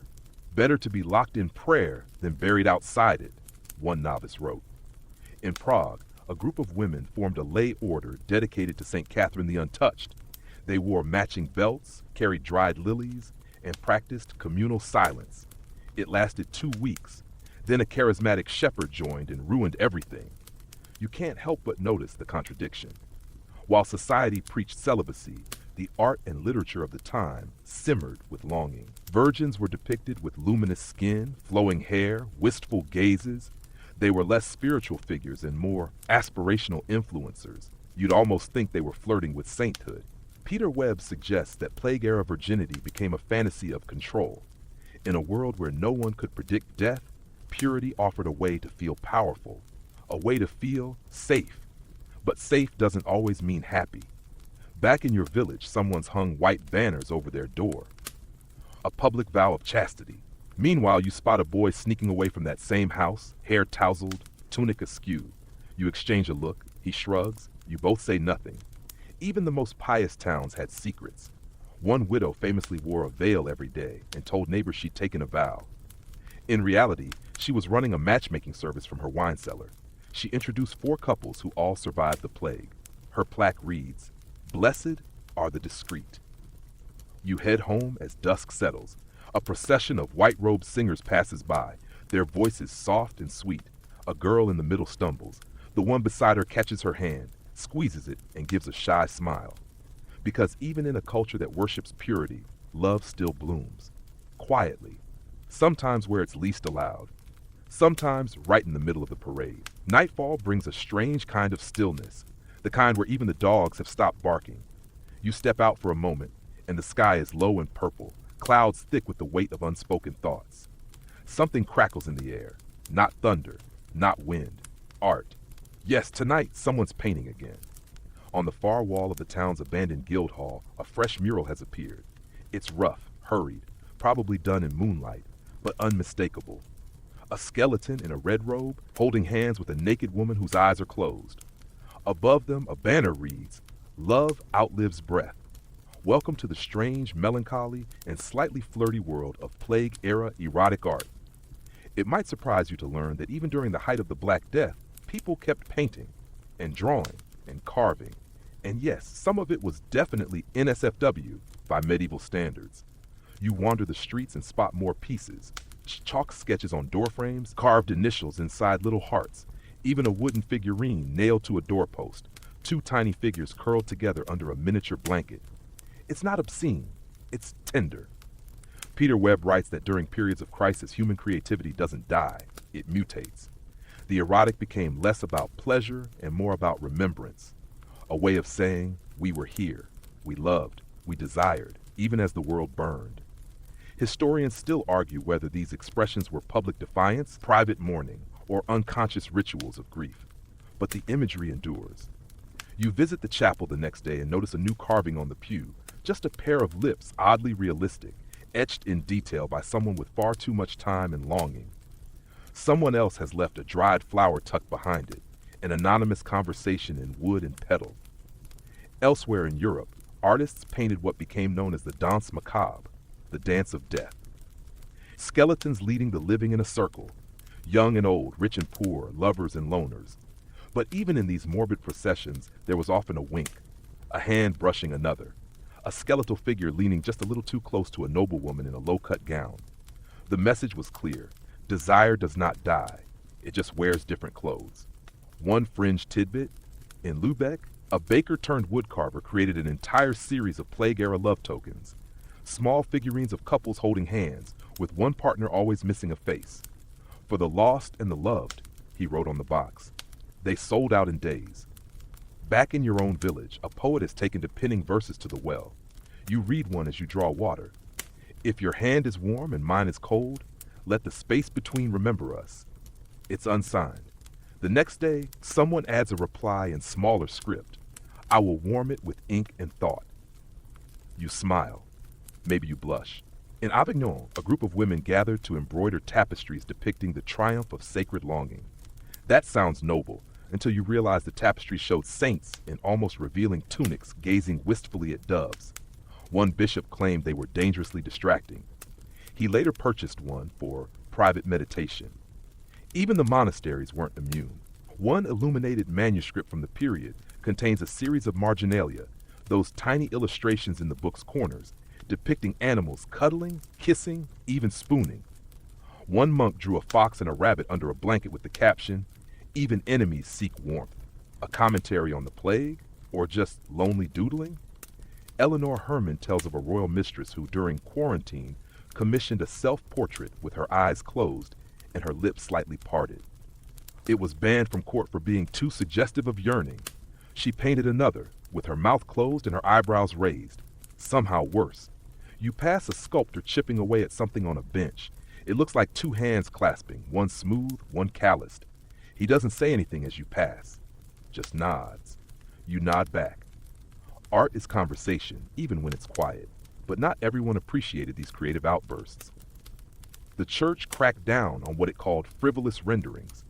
In Florence, a bishop ordered all erotic imagery removed from public view. Artists adapted by hiding symbols, lovers coded as vines entwined, lips disguised as tulips, hearts shaped like clover leaves. Some saw this as sin, others saw it as hope. Because in a time when the average person might not see another year, much less another spring, art became a kind of resistance to silence, to decay, to forgetting. One stone carver etched a line into a windowsill that simply read, "Touch outlasts time." You pass that window every day now. At night you dream of ink-stained hands, of walls whispering poems, of paintings that breathe. You imagine the town covered in little signs of longing, beneath the sorrow, the loss, the caution. Not everything during the Black Death was about fear. Some of it was about wanting something more, something tender, something lasting, even if it had to be carved in the margins. The bell rings again. Not the funeral one this time, but the smaller, brighter clang that means someone's getting married. You pause mid-bite of your turnip and squint across the square. Sure enough, there's a couple standing awkwardly under a flower-draped arch made of broomsticks and leftover garlands. The officiant looks half asleep, the bride's veil is uneven, and someone's holding a chicken instead of a bouquet. Classic plague wedding. You might think no one would bother with matrimony during a mass extinction event, but you'd be wrong. In fact, weddings during the Black Death were often faster, weirder, and wildly impulsive. Sometimes, the world burning makes people fall in love faster, or at least decide faster. You shuffle a little closer and watch the ceremony unfold. The vows are short, blessings murmured through masks, a small nod, a token exchanged, and just like that, married. You've waited longer in line for bread. Historians still argue whether the plague caused more marriages or more breakups. The truth is, both. Some couples rushed into matrimony, desperate for companionship before the end. Others saw the plague as the perfect excuse to not marry that second cousin who smelled like fish brine and quoted Leviticus at parties. In Avignon, church records show a spike in last-minute unions, some within hours of meeting. Eleanor Herman writes of a noblewoman who married her gardener after both their families died. The reason? He was available and quiet. A surprisingly high standard for the time. Elsewhere, there were plague wedding customs that made everything feel extra theatrical. In parts of the Low Countries, couples wore masks during the ceremony, not just for protection, but as a symbol of mystery and fate. You'd look into someone's eyes and say yes, never knowing if you'd see them alive next week. Romantic? Morbid? Maybe both. One fringe tidbit? In a village near Ghent, couples carved their initials into a loaf of bread and split it at the altar. If the crust cracked evenly, it meant a long life together. If it crumbled, well, enjoy your 3 to 5 days. Back in your own village, a girl named Annalise just proposed to a stable hand named Rolf by handing him a dried daisy with a string tied around the stem. His reply? He shaved his beard into the shape of a heart. The ceremony was held 2 hours later with 3 goats in attendance. Some weddings doubled as funerals, literally. In plague hospitals, there are records of patients marrying on their deathbeds. One priest described a couple exchanging vows while coughing in sync. The bride passed away before the ink dried. The groom 2 days later. Their hands were buried, still clasped. But it wasn't always tragic. Peter Webb describes how communities used weddings as brief respites, rituals of hope and affirmation. In between plague waves, cities would host blessing festivals where couples lined up for mass ceremonies. There was music, wine, probably a lot of bad decision-making. For one day, everyone pretended the world wasn't ending. Some cities even offered plague incentives. In Florence, a law waived marriage taxes for any couple marrying during quarantine. It was called the Lover's Mercy and may or may not have been designed to boost morale. The city was bankrupt. At least love was still profitable. You recall a neighbor who sewed her own wedding dress out of old altar cloth. It smelled vaguely of incense, but looked incredible in candlelight. Her husband wore borrowed boots and a tunic stitched with green thread, green being the color of rebirth and or nausea, depending on who you asked. And what about the guests? Many couldn't attend in person, so they sent tokens, a ribbon, a poem, a single clove of garlic tied in ribbon, symbolizing protection, flavor, and questionable hygiene. One invitation asked guests to bless us from afar with clean thoughts and steady hearts. Reception dinners were sparse, flatbread, wine, maybe a turnip stew. If you were lucky, honey, but the gift wasn't the food, it was the event, the stubborn insistence that love still mattered. Back near the arch, the newlyweds finished their vows. A small group claps. The chicken clucks once, then falls asleep. Someone passes around cups of watered wine. You turn to go, but not before hearing the bride say to the groom, "Well, if this doesn't work out, we can always blame the plague." He laughs. So does she. It's real laughter. That feels rare lately. As you walk home, you notice chalk hearts drawn on shutters. Someone's planted herbs in an old washpot and arranged them to spell the word yes. A child is humming a wedding song with the lyrics slightly wrong but full of joy. Because even in a time of masks and fear and last-minute ceremonies held beside livestock, people still reached for each other. Love wasn't canceled. It just came with fewer flowers and a slightly higher risk of fatal infection. You're walking through the outer edge of town when you hear it. Bells. Not church bells. These are smaller, janglier, and decidedly more chaotic. You round a corner and come upon a group of women circling a bonfire, tossing herbs into the flames, and chanting something in a language that definitely isn't Latin. You've stumbled upon plague-era sex magic. Or, depending on your source, a nice group of neighbors just trying to keep everyone alive with a little help from St. Agnes and a lot of dried yarrow. Welcome to the world of saints, sins, and extremely creative superstitions. It's no surprise that during the Black Death, people turned to the divine. What's surprising is just how many rituals revolved around sex, love, and fertility, even when those things were officially off limits. Peter Webb writes that across Europe, local traditions flourished like overgrown gardens. And just like gardens, some of those traditions were sweet and symbolic, while others involved tying a chicken to a bedpost and chanting about rain. Take the women around the bonfire. You listen closer and catch snippets of the rhyme. Let fire burn lust, let basil bind breath, keep him whole through love, not death. You nod, as if this makes sense. Someone hands you a piece of rosemary. You eat it. That was not the intended use. Many of these rituals involved invoking saints, not always canonically, mind you. Saint Sebastian, for example, was a plague protector and a favorite of love charms. His iconography, bare-chested, pierced with arrows, made him something of a medieval heartthrob. One widow in Milan reportedly carried a carved image of him tied to her girdle to warm her spirit. Interpret that as you will. Meanwhile, St. Anne's was considered the patron of virgins and a popular figure in spells designed to ward off unclean desires. Ironically, people would place her statue near their beds specifically to help them dream of their future lovers. Scholars still argue whether this was holy intention or extremely clever loophole. Fringe tidbit: in rural parts of Poland, people believed that burying a clove of garlic under your doorstep would keep away both plague and wandering suitors. Two birds, one bulb, as the old saying goes. But it wasn't just about prevention. Some folks actively sought divine approval to keep passion alive. One curious manuscript from Burgundy details a blessing of the beds ritual, where a couple would anoint their sheets with wine and sprinkle lavender while reciting a prayer to Saint Valentine. The result was supposed to be holy heat without sin. Critics claimed it was just warm laundry. You wander into the market and see a stall selling charms, small bundles tied with red string. One is labeled for love that does not rot. Another says quiet longing, fast healing. The vendor claims they were blessed by a hermit who hasn't spoken in 3 years. You buy two. Eleanor Herman writes of a queen who kept a private room filled with what she called soul bombs, herbs, oils, and written blessings. Some were for health, others were prayers for passion that wouldn't lead to plague. The collection included dried rose hips, powdered ivory, and a scrap of linen with a handwritten spell that simply read, "May we kiss without consequence." Back in your village, the candle maker's daughter is rumored to make special tapers for lovers in hiding. They're beeswax soaked in cinnamon and rosemary and said to soften distance and quicken heartbeats. No one talks about them publicly. Everyone buys them. You pass a group of children playing Plague and Prayer. One pretends to faint dramatically while another shouts, "Touch the saint's toe or you'll die unloved."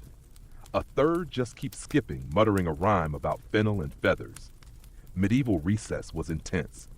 Even lovers in isolation found ways to use superstition to feel connected.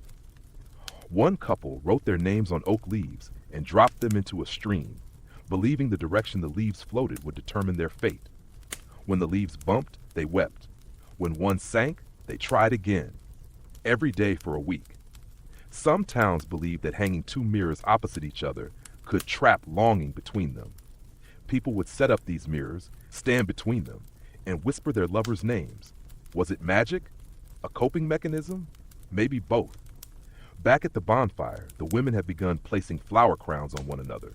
A child offers you a daisy chain and whispers, "For protection from plague and heartbreak." You wear it proudly. You're now officially enchanted. Because that's the thing about these rituals.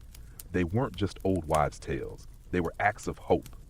When nothing else made sense, and the air was thick with death, people found comfort in rhymes, in herbs, in saintly symbols that maybe, just maybe, would help them hold on to love without letting go of life. You go home, lay your charms on the table, light a cinnamon candle, and close your eyes. Outside, someone's humming. Inside, you feel a little less alone. Sometimes magic isn't in the ritual. It's in believing someone else might be doing the same thing at the same time. For you, it's laundry day in the rich quarter, and for once, you don't mind walking past it. There's something oddly soothing about the sight of silks flapping in the wind, gold-threaded sleeves twisting like dancers, and the faint scent of expensive soap floating through the alley like a rich person's secret. You, of course, are wearing a tunic with exactly one repairable hole and a questionable relationship with mildew. But who's counting? Welcome to the Plague-era class divide, where sex, like everything else, depended on your income bracket. You see, during the Black Death, your love life and how much risk you could afford to take was deeply shaped by your status. The rich got isolation and illicit orgies. The poor got curfews, cold porridge, and shame if they so much as looked longingly at someone over a wheel of cheese. Let's start with the nobles. Eleanor Herman writes of palace retreats during plague seasons. Entire courts would relocate to country estates, leaving behind the sick, the smells, and unfortunately the majority of the city's population. Once secluded, the rules got flexible. Masked balls, private masquerades, holy fasts that somehow involved a lot of touching. Plague gave aristocrats a kind of permission to live out every medieval romance fantasy. Courtiers wore amulets, bathed in rose water, and assumed that wealth itself was a kind of immunity. One fringe tale from Naples involves a duke who hosted a cleansing feast in which every guest had to arrive veiled, eat only white foods, and choose a dance partner based on scent alone. The final pairing of the night? The duke and a visiting nun. She later turned out to be his cousin. Whoops. Peter Webb notes that this period marked a strange doubling, more sermons on sin, but also more sensual poetry. Nobles exchanged poems hidden in gloves, embroidered bed sheets with secret verses, and reportedly passed love apples carved with initials during Mass. Meanwhile, the poor were working. If you were a servant, a laundress, a candlemaker, or a butcher's apprentice, there was no country manor to escape to. You stayed in the city, you served the sick, you lit the fires, you boiled the laundry. And if you wanted intimacy, you had to sneak it in between chamber pot shifts and curfew bells. One woman named Cecily, a stable cleaner in Bristol, reportedly fell in love with a bread boy who passed by her door every morning. She waved. He smiled. This went on for months. Finally, she wrote a note and hid it inside a cabbage. He never got it. A pig did. It's still a better love story than half the romances of court. And then there were the city poor versus the country poor. In rural areas, you could risk a tryst in the woods, under stars, whispering sweet nothings through linen masks soaked in lavender. In the city, privacy was a luxury. If you were caught doing anything remotely affectionate, someone would rat you out for a coin or a crust of bread.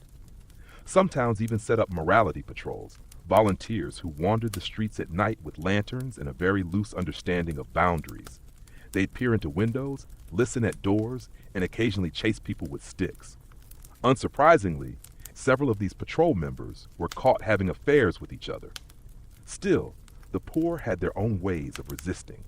They painted hearts on alley walls. They passed love notes written on flattened cabbage leaves. One couple carved matching notches into their wooden spoons and used them as secret signals during community meals.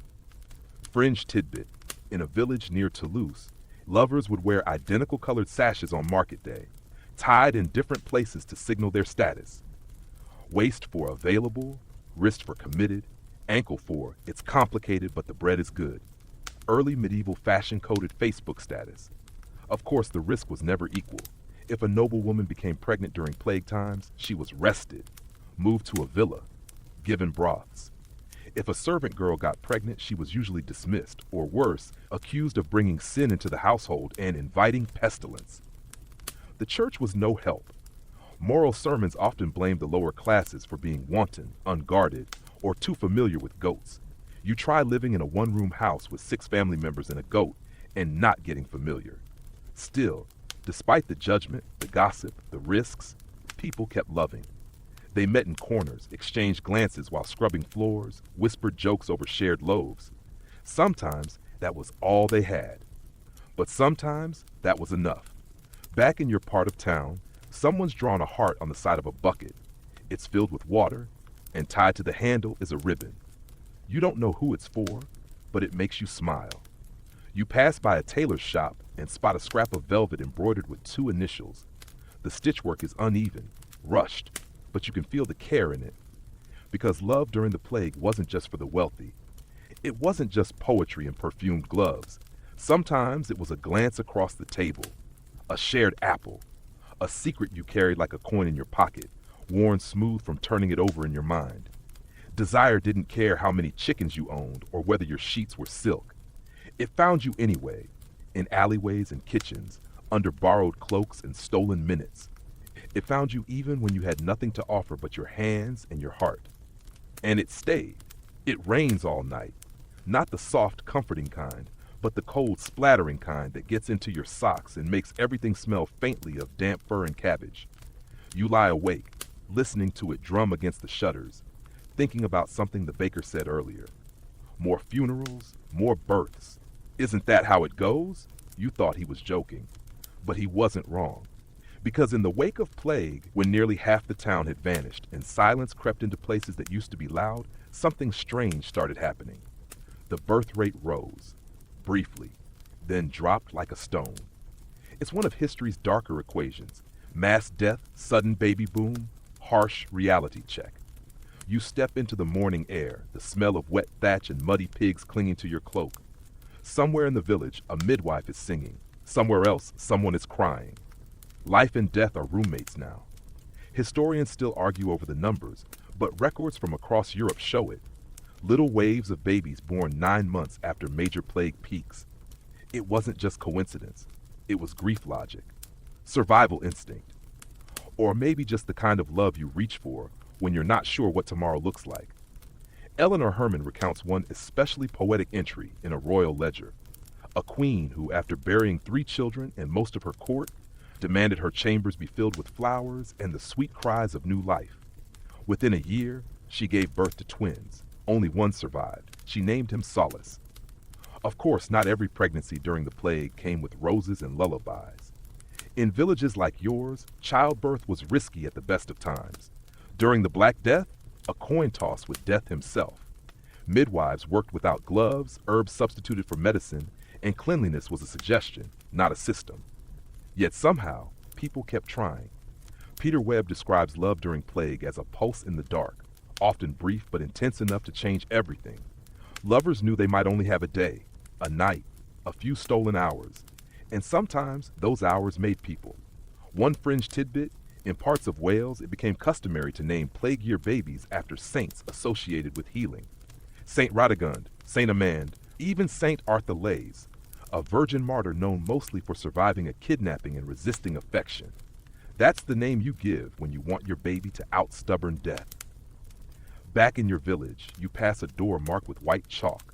A midwife lives here.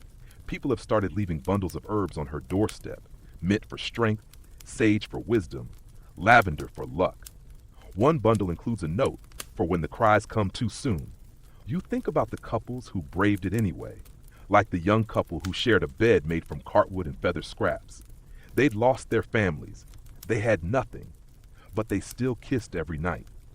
When the baby came, they wrapped her in a flour sack and named her Grace. Or the widow who took in a stonemason after his wife died.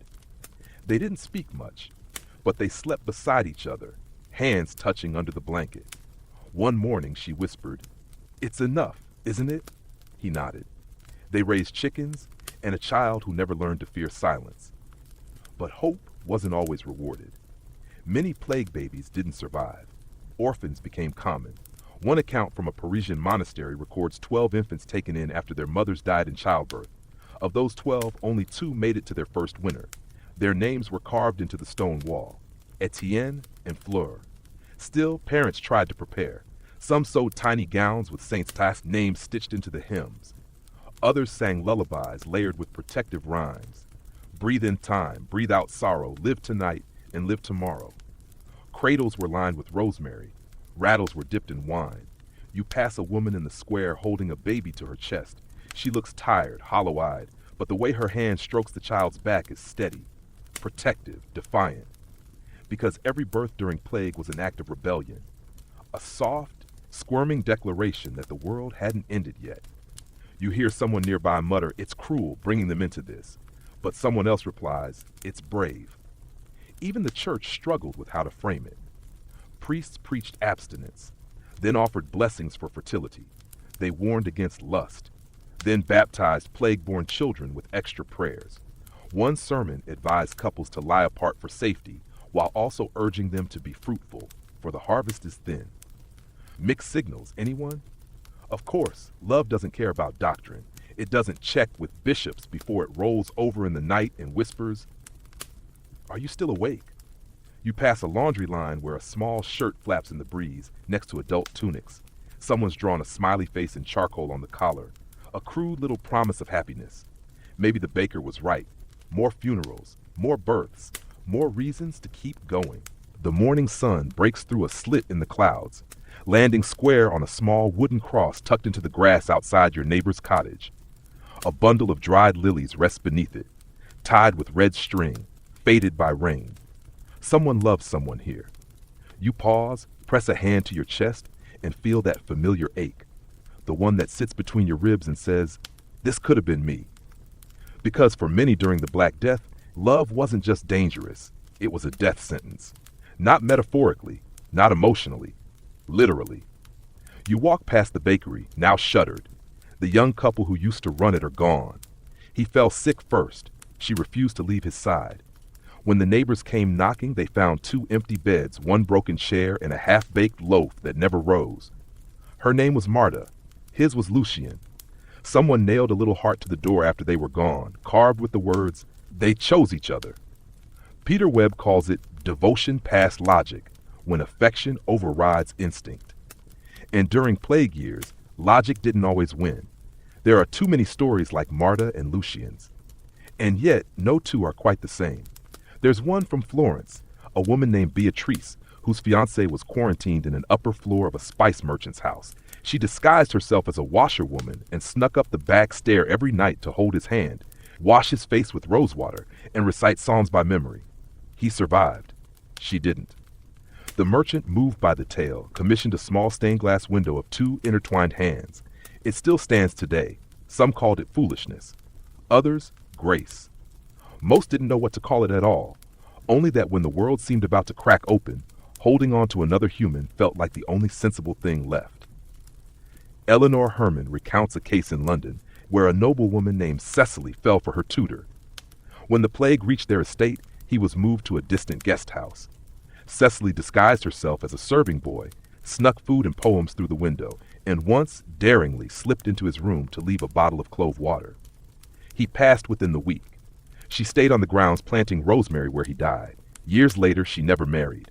Some say she became a midwife. Others, a poet. In Brittany, there's a tale still whispered by the locals.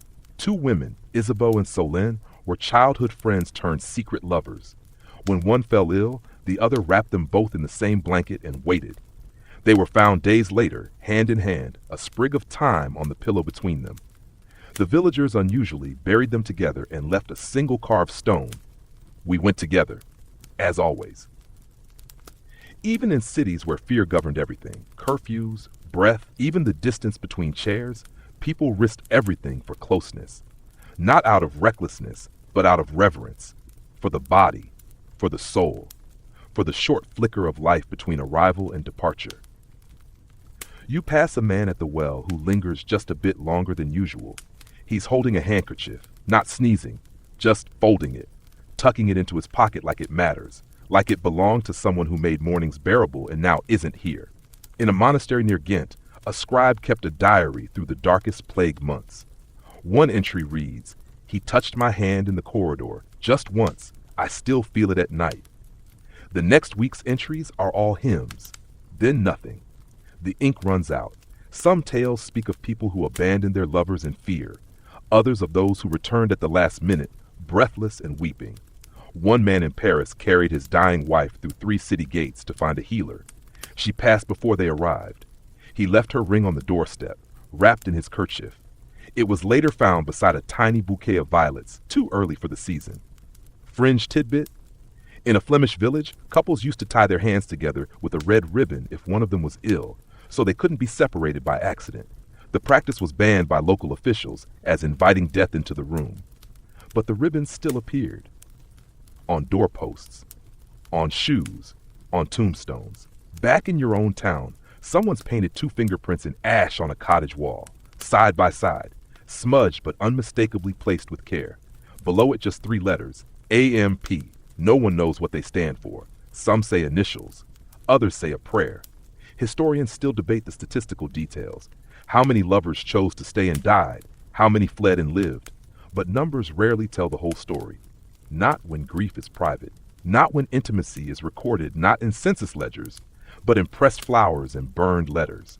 You step into the old chapel ruins. It's quiet, except for the wind. On the altar, someone's left a bundle of rosemary and a single coin. A token, a memory, a thank you. Because that's what this really is. Love under plague wasn't about passion in the usual sense.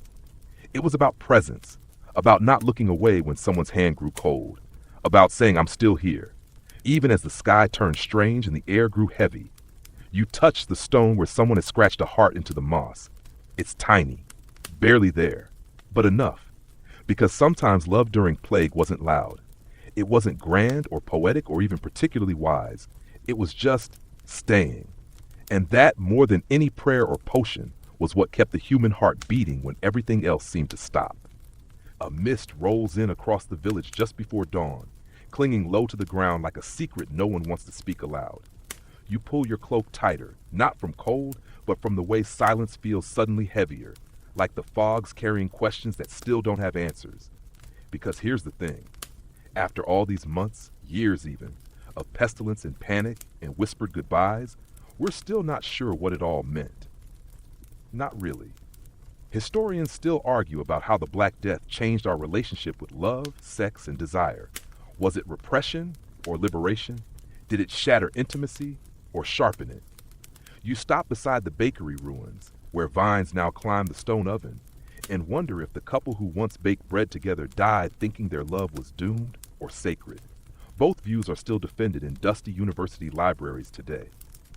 One school of thought insists the plague drove people into a new kind of conservatism, that the fear of illness turned society inward, tightened the leash of morality, deepened the church's grip, reinforced chastity as virtue, and made physical closeness feel like a sin with immediate consequences.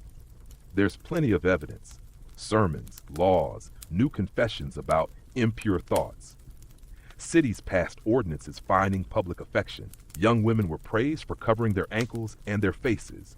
Men bragged about celibacy the way knights once boasted of jousting. Peter Webb refers to this as the reaction curtain, a metaphorical pullback from intimacy, a social retreat behind layers of caution and piety. But others push back, because right alongside those records, we find love poems, artworks, risky letters sent across quarantine lines, secret marriages, velvet sachets tied with rosemary and lust. Birth rates may have dropped, but the craving for connection never did. If anything, it intensified. Historians on the other side of the aisle call this the desire reformation, arguing that the plague stripped away the pretense of polite love, that it revealed longing in its purest, rawest form, the need to be held when the world is ending. Eleanor Herman points out that palace archives overflow with stories of royal indiscretions during plague years. Kings summoned lovers in secret. Queens broke vows and called it spiritual companionship.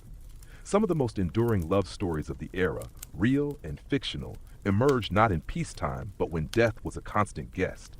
There's even evidence of erotic literature making a comeback. Yes, during the plague. You find a mention of this in a merchant's ledger in Florence. 6 bolts of silk, 4 vials of rose oil, 2 books of informal verse. One of those books, later recovered, included illustrations of lovers meeting through windows, sneaking kisses over prayer books, and one particularly daring image involving a saint and a loaf of bread. Fringe tidbit? A university in Prague banned courtly romances during plague years, believing they inflamed students' passions and made them more prone to risky behavior. Within weeks, a new genre of love story emerged: quarantine romances, short tales about lovers separated by walls, rats, and suspicious fathers. Back in your village, someone has written a message in charcoal across the side of a barn. If we must die, let us first be kissed. Is that hysteria or clarity? You think about the things people left behind: pressed flowers in cookbooks, initials carved into spoons, faded ribbons still tied to trees. These weren't signs of restraint. They were traces of resistance, against despair, against loneliness, against forgetting. One priest's journal from southern France notes his growing confusion. He wrote, "The more I tell them to abstain, the more they reach for each other. I preach fear, they respond with laughter and touch." He later confesses to having fallen in love with a woman who lit candles for him during Mass. Her name isn't recorded, but her presence clearly lingered. So what did the plague do to human intimacy? Maybe it didn't ruin it, maybe it refined it. Not in the sense of elegance, but in the sense of boiling something down to its essence. It took away the distractions, the pageantry, the courtly formalities, the social climbing through marriage alliances. What was left was something starker, braver, stranger, and oddly more honest. Love during the plague was sometimes rushed, sometimes tragic, but it was rarely false. You pause beneath a tree where someone is etched. We met with masks on. I still knew it was you. The fog begins to lift slightly. The sky takes on that pink-orange hue of early morning. And as you walk back through the quiet streets, you hear a familiar sound. Not bells, not coughing, laughter. 2 voices, soft, private, close. And maybe that's the final truth historians can't quite measure. For every edict, every pulpit warning, every doctrine stamped with red wax, there were 10 moments like this, unwritten, unmeasured, undeniably human. Desire survived, not because it was allowed, but because it refused to die. You wake before the bell rings. The village is still, wrapped in that quiet pre-dawn hush that only exists between the echoes of yesterday and the worries of today. You rise slowly, letting the straw mattress creak beneath you like an old friend shifting position. Outside, the sky is soft, a milky, indecisive gray, like it's unsure whether to storm or shine. The air smells of damp earth, faded rosemary, and wood smoke. You open your door and step into it, like crossing a threshold, not just of place, but of time. And now, finally, we arrive where all stories do, eventually, at the end. Tonight, this morning really, you're not just tracing facts or names or even memories. You're walking through what remains of it all. The echoes, the relics, the shadows cast by desire, longing, tenderness, and the small rebellions of love in a time of death. Because whether people kissed through windows, whispered vows across doorways, sent herbal charms tucked in handkerchiefs, or just sat in silent rooms thinking of someone they weren't allowed to touch, sex, intimacy, and love never truly vanished. They adapted. They bent with the fear and found strange corners to bloom in. You look around your village and begin to see it everywhere, in the ribbon tied to the gate, in the initials carved into the millstone, in the basket left on the healer's doorstep filled with dried lemon peels and one small sprig of mint. It wasn't always joyful, it wasn't always wise, but it was always very real. The plague didn't stop people from loving. It only made them more aware of what that love cost. Peter Webb describes this era as a compression of human emotion, moments of connection squeezed between layers of fear and fever. And in that pressure, something glowed. Something human. Something stubborn. One fringe tidbit, there's a story, half folktale, half maybe true, about two young people who carved matching marks into their palms before being separated by a quarantine wall. When they met again years later, those marks had faded into scars that still tingled when they held hands. Scholars argue about its authenticity. Locals just nod and say, "We remember." Because love during plague wasn't the same as love before. It wasn't framed in seasons or ballads or jeweled gifts. It was a hand gripped tightly during a fever dream, a prayer whispered not to survive, but to see them again. A decision, quiet, irrational, and unwavering to stay. Eleanor Herman tells of a queen who, during the darkest days of infection, refused to isolate alone. She ordered that her favorite handmaidens and her beloved hound remain with her. "I do not care for safety," she wrote. "I care for company." That may be the most honest line in any royal diary. And now, you step past the chapel ruins, where someone's placed two candles side by side on the stone sill. One is burned low. The other hasn't been lit yet. It's a message, or maybe a promise. Because in the end, desire is not about victory. It's about proximity, about someone choosing to sit with you in the smoke and ash instead of waving from a clean, distant tower. The plague taught people that nothing was guaranteed. Not breath, not time, not tomorrow. But love, that strange, fragile thread, that stayed. You walk back through your street. You see signs you never noticed before. Chalk hearts on walls, a glove left hanging on a gate, two spoons crossed gently on a window ledge. And maybe, for a moment, you think of someone too. Someone who would have reached for your hand, even knowing what it might cost. Someone who might still be there, or someone you still carry anyway. Because that's the quiet legacy of plague year passion.